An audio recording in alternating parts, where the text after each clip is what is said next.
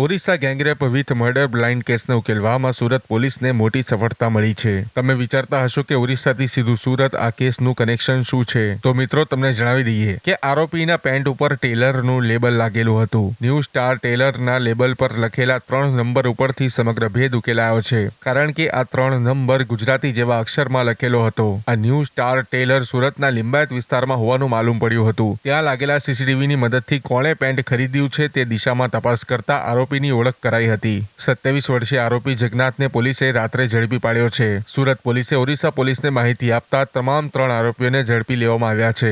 જગન્નાથ 5 વર્ષથી લિંબાયત વિસ્તારમાં સંચા મશીનમાં કામ કરતો હોવાનું બહાર આવ્યું છે. હવે ઓરિસ્સાના આ કેસની વાત કરીએ તો અહીં 3 નરાધમોએ 18 વર્ષની દીકરીનું રેલવે સ્ટેશનથી અપહરણ કર્યું હતું. બાદમાં તેણીને જંગલમાં લઈ જઈને દુષ્કર્મ આચરીને ચપ્પુના ઘા ઝીકીને તેણીની હત્યા કરી હતી. ઘટનાને અંજામ આપ્યા બાદ આરોપી ફરાર થઈ ગયા હતા, જેમને ઝડપી પાડવા સમગ્ર દેશની પોલીસને જાણ કરવામાં આવી હતી.